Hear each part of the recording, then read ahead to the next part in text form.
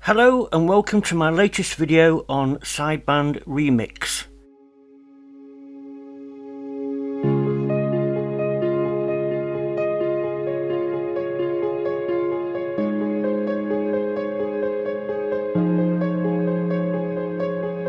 SideBand Remix is a great tool for final mixes and mastering because it helps balance up the stereo imagery of a mix, and you can do it after the final mastering.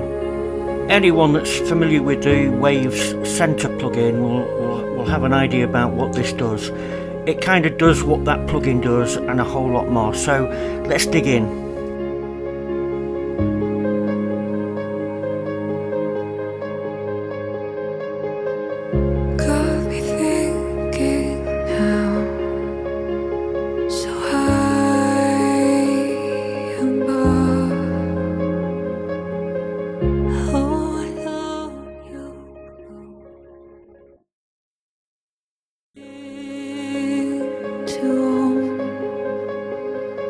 It draws me in like moon water, makes me feel alive.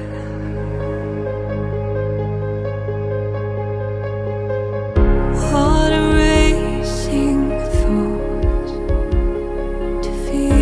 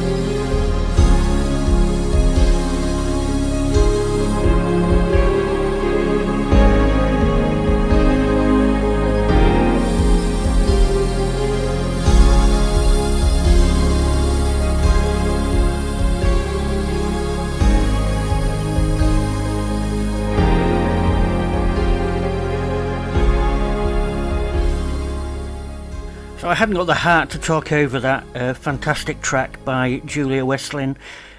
Anyone that's not subscribed to her channel, I suggest you go and do so.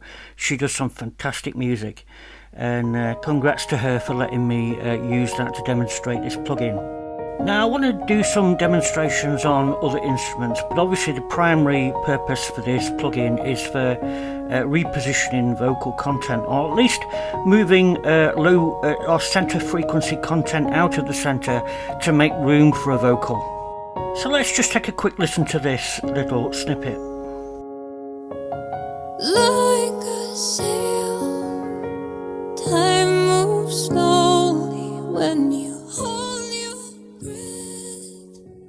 Yours true only if you need a friend. It's okay, now you can breathe again. So basically, depending on where you have the crossover set up, you can isolate any particular instrument or mid-frequency tones and be able to reduce those. So, and also having control over that side frequency or that left and right panning, is great. If you've gone overboard on your initial mix, or you didn't put enough side panning in, you can actually adjust that in post-production. Love is undeniable.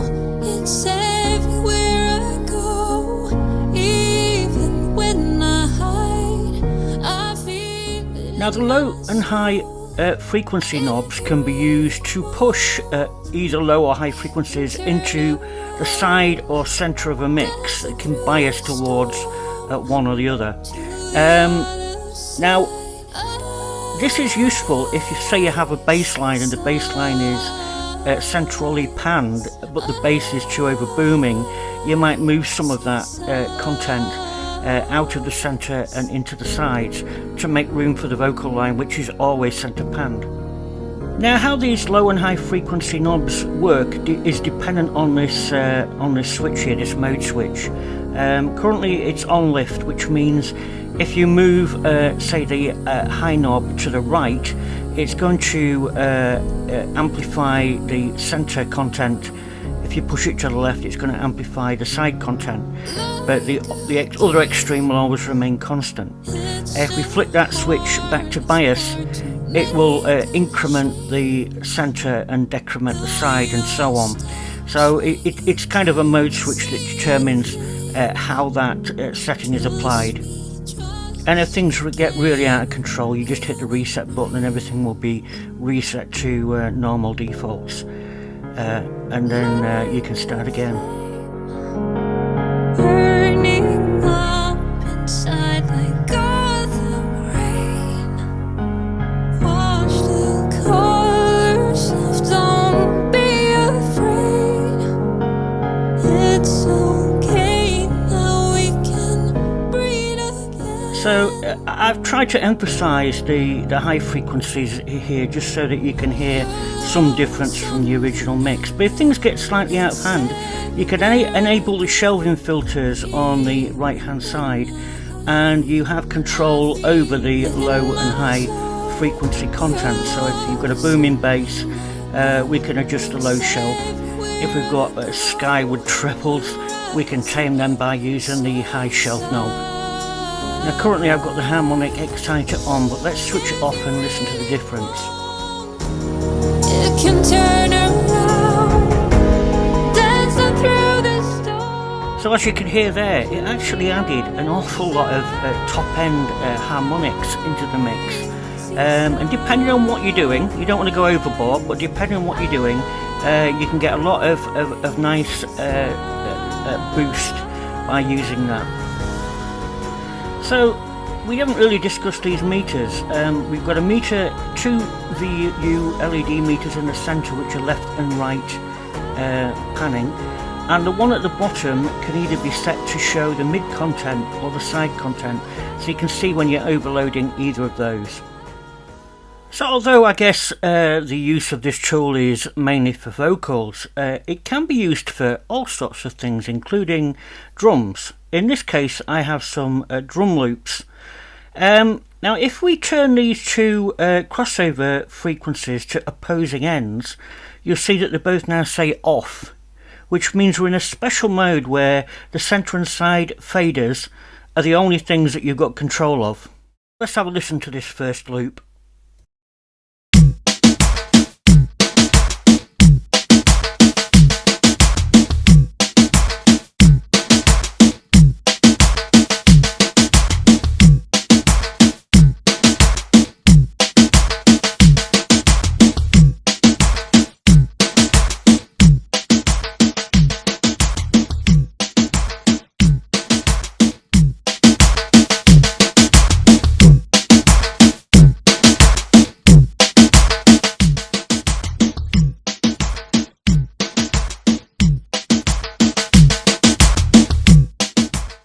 So the great thing here is we're affecting actual loops, pre-recorded loops that you can't normally change.